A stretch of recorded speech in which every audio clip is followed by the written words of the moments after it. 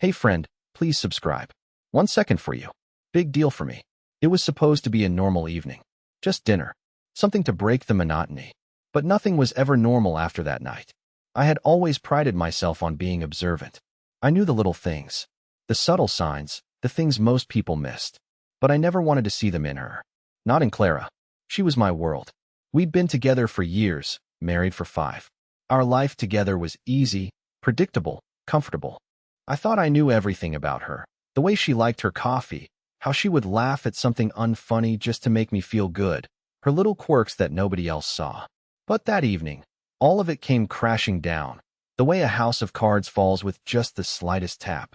We were at our usual spot, the quiet, dimly lit bistro in the corner of town. It wasn't fancy, but it was ours. A place where we'd celebrated anniversaries, birthdays, and quiet nights after stressful weeks. The kind of place where we could just be together. Clara seemed off that night, though. I couldn't put my finger on it at first.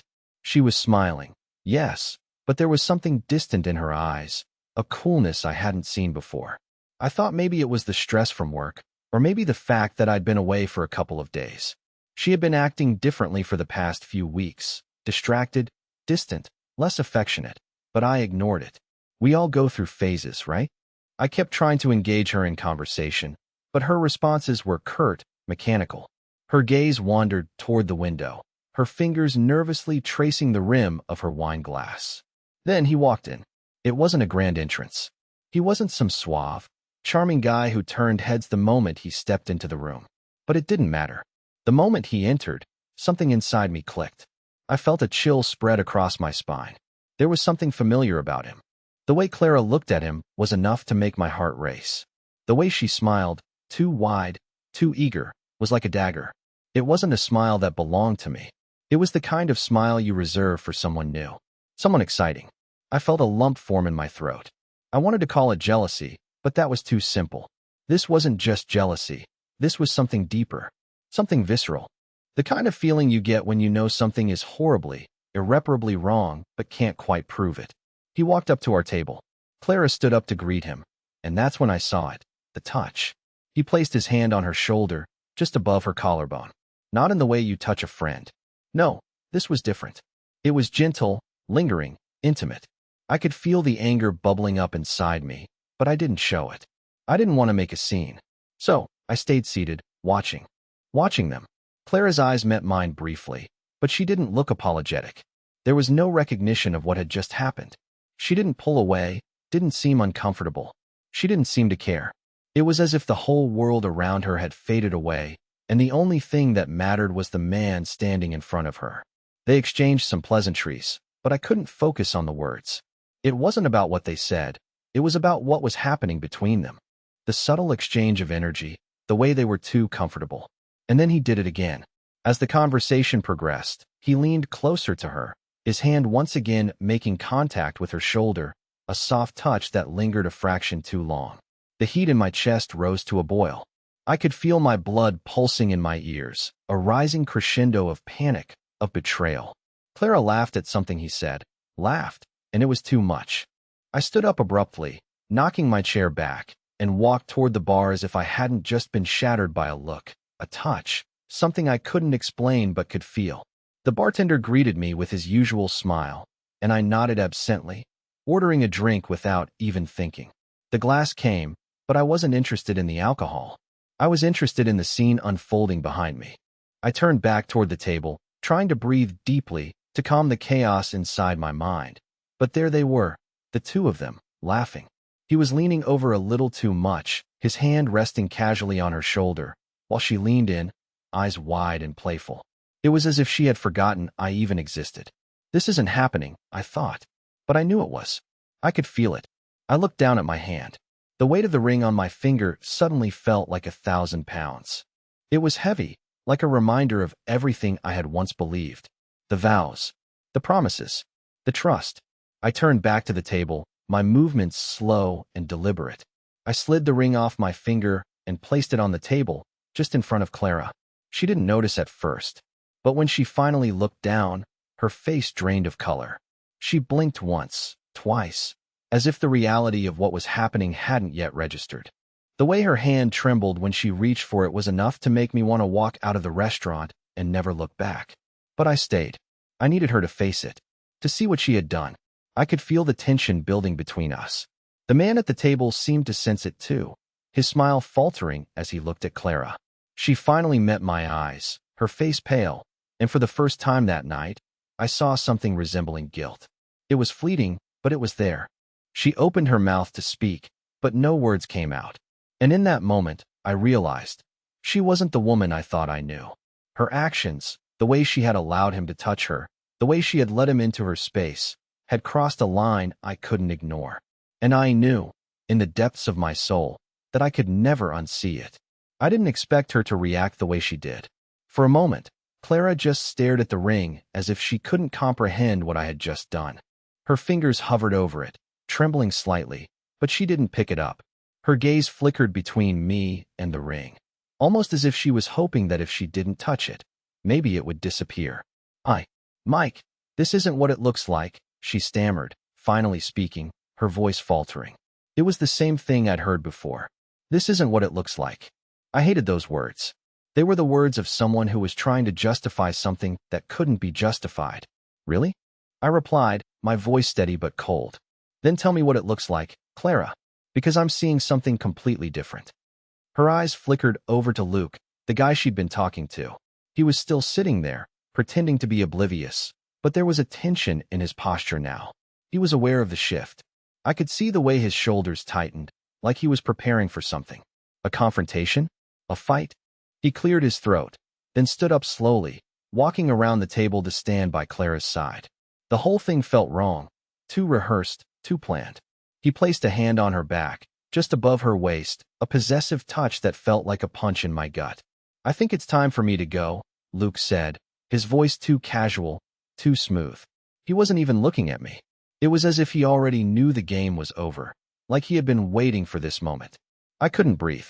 My vision blurred with anger, and I clenched my fists so tightly that my nails dug into my palms.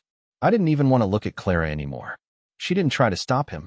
She didn't say a word as he walked out of the restaurant, leaving me there with nothing but the sound of my own heartbeat pounding in my ears. It was just us now. I turned back to her, and for the first time in years, I didn't know who she was. What happened, Clara? The words felt like they were choking me. Why didn't you stop him? Her eyes welled up with tears, but there was no apology. No explanation that made sense. She opened her mouth to speak, but the words didn't come. Instead, she just sat there, hands in her lap, staring at the ring I had slid across the table, as if the answer was hidden in it. I leaned in, my voice a low whisper now. Did you ever love me, Clara?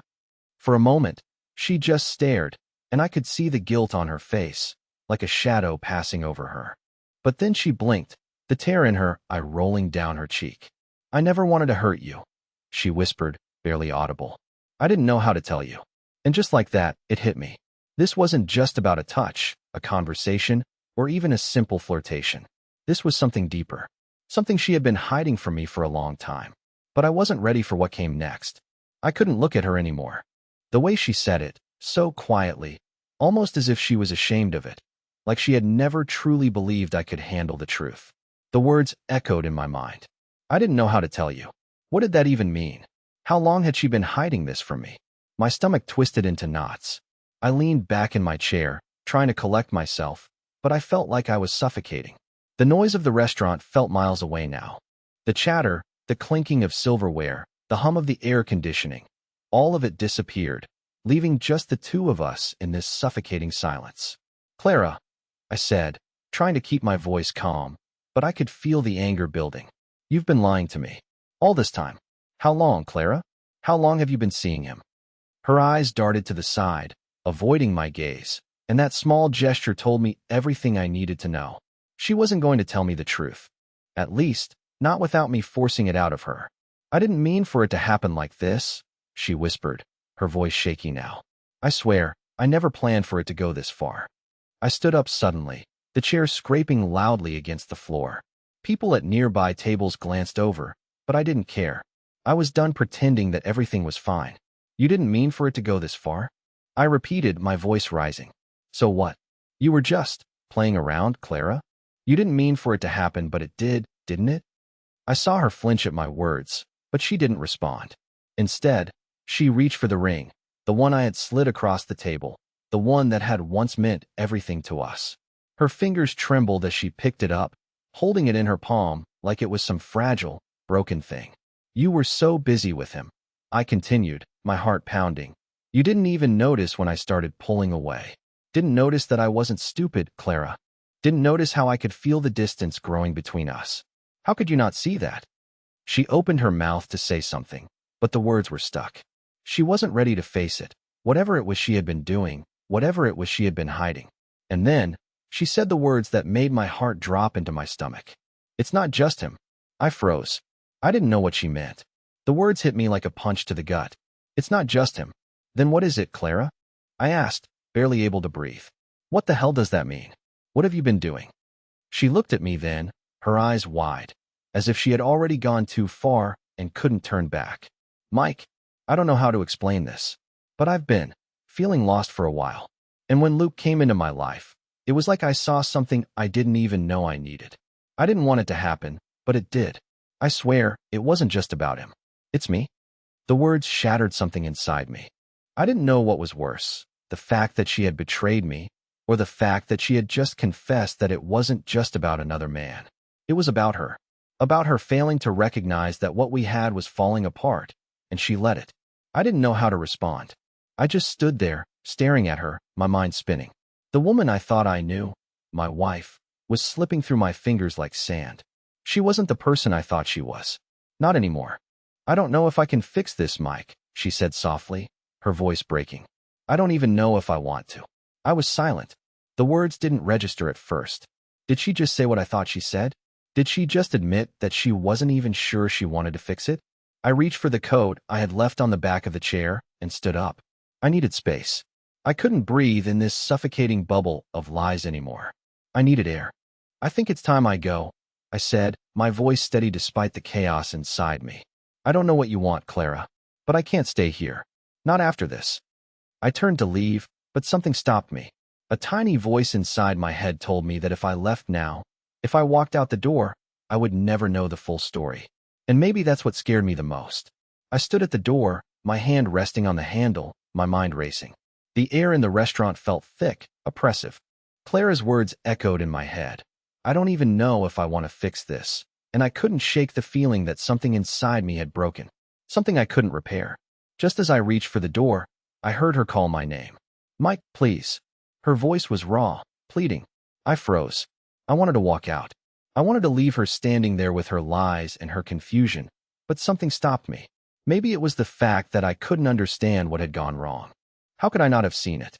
How could I not have noticed her pulling away, piece by piece, until she was so far gone that there was nothing left to save? I turned slowly, my chest tight. What?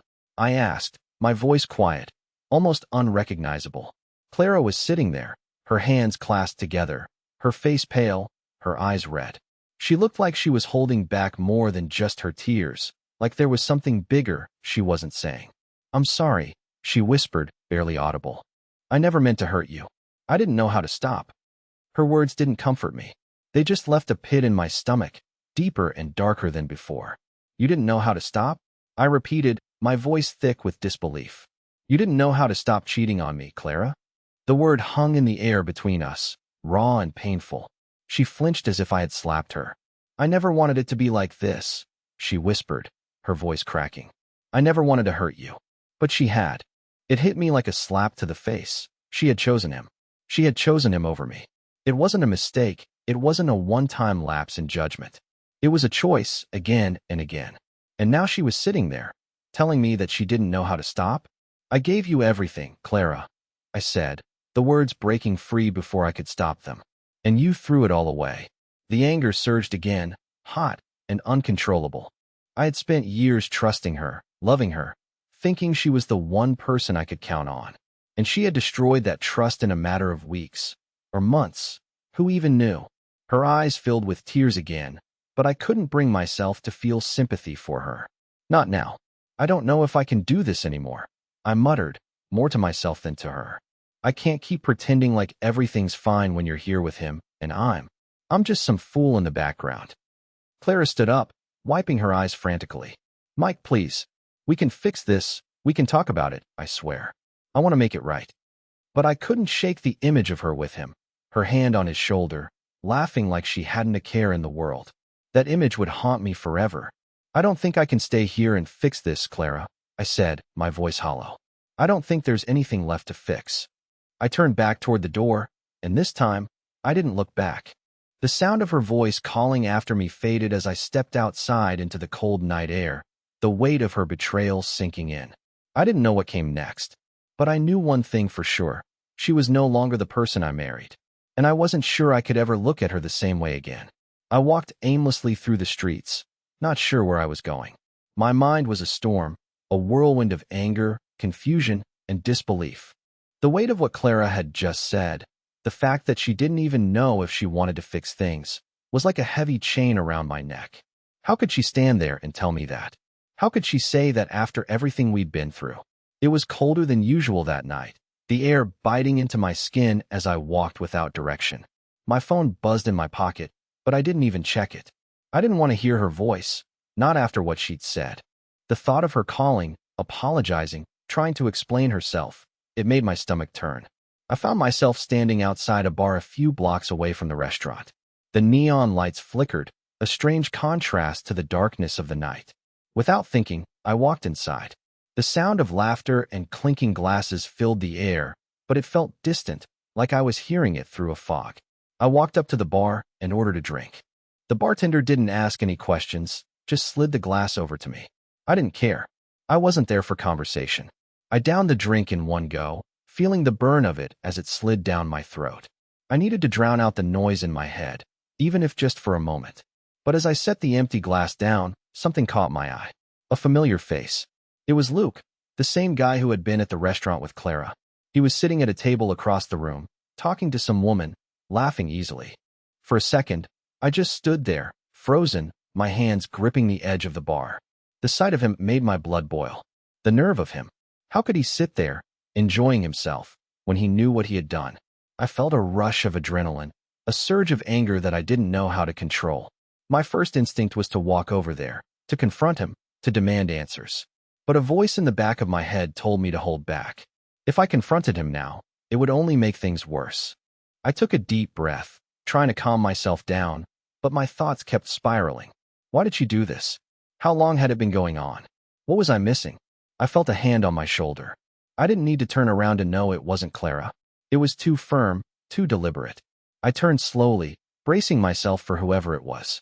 It was a man, someone I didn't recognize. He was tall, dressed in a sharp suit, and had an air of confidence about him. He was staring at me like he knew exactly what I was thinking, like he could see straight through me.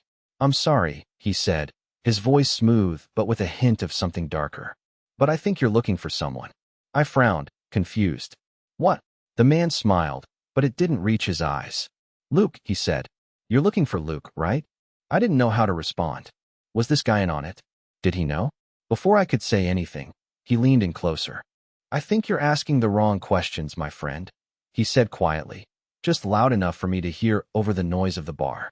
"You need to stop looking at the wrong person." I blinked, trying to make sense of his words. "What are you talking about?" I demanded. The man's smile faltered for a split second. "Maybe you're asking the wrong questions about Clara, too. Don't focus on what you can see. Focus on what's been hidden." And with that, he turned and walked away, disappearing into the crowd. I stood there, stunned, trying to process what had just happened. What did he mean? What's been hidden? My mind was spinning. I had thought the worst of Clara, that she had betrayed me, that she had been sneaking around behind my back. But what if I was missing something? What if there was more to this story than I realized? I walked out of the bar, my head pounding with questions. That strange encounter had only added more fuel to the fire. It felt like a clue, but a clue to what? I couldn't let it go. I had to find out more. The words the man had said echoed in my mind as I stepped out of the bar. Stop looking at the wrong person. Focus on what's been hidden. What did he mean? Who else could I possibly be missing? I didn't want to believe it. But the more I thought about it, the more it gnawed at me. There had to be something I wasn't seeing, something beneath the surface. I went home that night, but sleep didn't come. I lay awake, staring at the ceiling, replaying everything in my head. Clara's sudden coldness, the strange touches from Luke, her words, her avoidance. But the more I turned it over, the more it felt like there was something bigger, something deeper. The next day, I decided to dig deeper. It wasn't just about Clara anymore. It was about getting to the truth. I went through her phone, something I never thought I'd have to do, but something told me that I needed answers. The messages were just as I expected, nothing overtly incriminating, but there were dozens of texts from Luke. Casual, flirty messages that she had made sure to hide. But there was one that stopped me cold. It wasn't from Luke. It was a message from someone else, someone I had never heard of. The message was short and simple. Are we still on for tonight? Same place as before. My heart skipped a beat. Who was this? What was going on? I scrolled through the messages, trying to piece it together. And then I saw it, the final clue. A message from Clara, sent to Luke, about our anniversary. She had mentioned how excited she was for the night we were supposed to spend together. But the message to this other person, it didn't sound like a friend. It sounded like something else entirely. I closed her phone and sat there for a moment, my mind racing. What was happening? I couldn't shake the feeling that I had just uncovered something that would change everything. My mind kept replaying that message. Are we still on for tonight? Same place as before. It didn't make sense. Who was she meeting? And why hadn't she told me? I needed answers, and I wasn't about to wait around for Clara to give them to me. I picked up my phone and searched through her recent calls, messages, anything that could give me a lead. My hands trembled as I scrolled, my pulse quickening with each passing second. I was a man on the edge, teetering between wanting to know and wishing I never had to confront this truth. Then, something caught my eye. It wasn't the number. It wasn't even a name that I recognized. But there was something strange about the message. Clara had sent a text to this person a few hours before our dinner. It was short, yet the words stood out to me. I'll be there in a few. You sure you're okay with this? It wasn't a conversation I had expected to see. The words had a certain intimacy, a familiarity that felt foreign to me. She had told me nothing about meeting someone else, someone who seemed to be so close that they could communicate with her in such a private, almost secretive way. I sat back in my chair, my chest tightening. There was no way I could ignore this. No way I could go on pretending like everything was fine, as if Clara hadn't been hiding something right under my nose. I needed to know who this person was. I couldn't sit at home and wait for her to come back, so I decided to take action. I needed to find out where she had been the night before, what she had been doing after she left the restaurant with Luke. I grabbed my keys and headed for the car, the drive a blur as I tried to piece together the information I had. The restaurant was an easy place to start. Maybe someone there had seen her talking to someone else. Maybe it was nothing, but I needed to know. When I arrived, I asked the hostess if she'd seen Clara with anyone other than Luke. She looked at me, a hint of hesitation in her eyes before she spoke. I'm not sure. She was talking to him, but then she left with someone else. A man, tall, dark hair, looked kind of familiar. My heart raced. The description fit someone. I didn't have a name, but the fact that she had left with another man after dinner was too much to ignore. I thanked her quickly and left the restaurant, heading to the one place I knew Clara had spent a lot of time lately, her work. It wasn't far from where I was, and I hoped to find something, anything that could shed light on what had been happening behind my back. When I arrived, the office was quiet, the lights dimmed. I walked past her desk, noticing the papers she had left behind, nothing that seemed unusual at first glance. But then something caught my eye. A receipt. It was wedged under her notebook, barely noticeable. I picked it up. It was for a hotel room. The name of the hotel didn't register at first, but the price on the receipt made my heart stop. It was for an overnight stay. I had never known her to stay overnight at a hotel for work. My mind raced as I tried to connect the dots. Who had she been with? Why didn't she tell me about this? I felt sick, but I couldn't stop now. I left her office, my mind spinning, and I drove to the hotel. I wasn't sure what I was expecting, but I knew I had to see it for myself. I walked into the lobby and approached the front desk. The receptionist didn't recognize me, but she did recognize Clara's name. She confirmed that Clara had checked in the night before, but it wasn't until the receptionist mentioned someone special with her that everything clicked. I tried to hide my frustration, but it was impossible. Who was this person she had checked in with? Why had she hidden it from me? I left the hotel with more questions than answers, but one thing was clear. This wasn't about Luke anymore. It wasn't just a fling or a mistake. This was something deeper. I couldn't go back to Clara without knowing the full truth. I couldn't let her keep playing me for a fool. I couldn't just sit back anymore. I had to confront Clara and get the full truth from her. No more guessing, no more sneaking around. I knew that what I had uncovered, those hotel receipts, the secret messages, the lies, was just the tip of the iceberg. This wasn't just a misunderstanding. It was a betrayal, a series of betrayals. But I couldn't let myself sink any further into despair. I had to take control of my life again. I decided to wait for her. I wasn't going to let her make excuses anymore. I wasn't going to listen to the same half-hearted apologies. I needed closure. I needed to reclaim my dignity, even if it meant facing the hardest truth. It was late when Clara came home. She stepped inside, her eyes immediately locking with mine. She must have known something was off, because there was no surprise, no joy, just a nervous hesitation. I stood up from the couch, calm and composed. "We need to talk," I said firmly, my voice steady. She opened her mouth to speak, but I cut her off.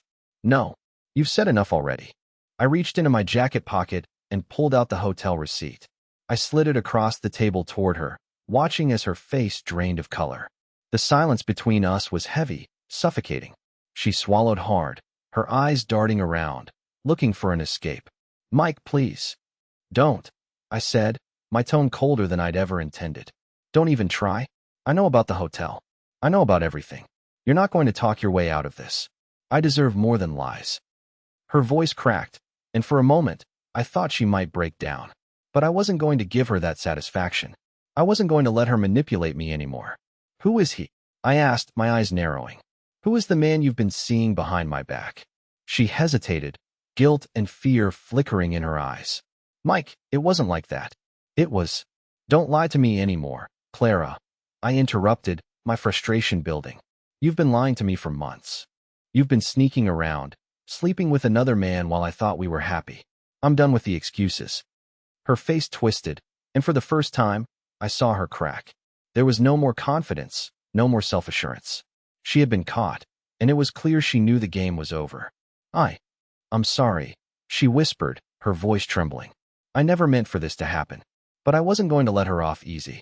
I had worked too hard to build a life with someone who had no respect for me, no loyalty. I had let her think she could get away with this, but not anymore. Sorry isn't enough, Clara. I deserve better. I will get better." For a moment, she just stood there, looking at me, the weight of what she had done finally sinking in. But it was too late for apologies. I had already made my decision. "I'm leaving," I said, walking toward the door to pack my things. "And I'm not coming back."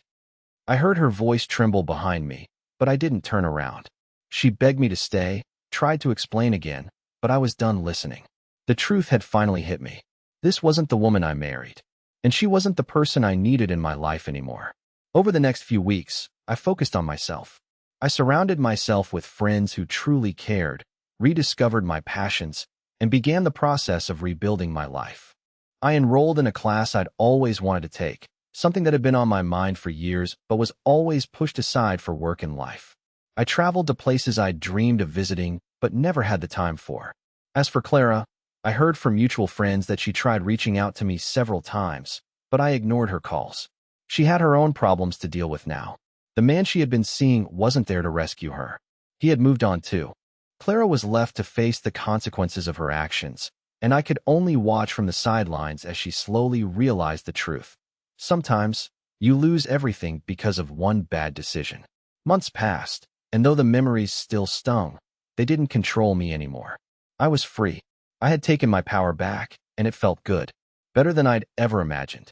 In the end, I realized that the betrayal wasn't about Luke or anyone else. It was about me, about realizing that I had to stop waiting for people to change and start changing my own life. I deserved more, and I was going to find it. Please like the video and share your thoughts in the comments. I read them all.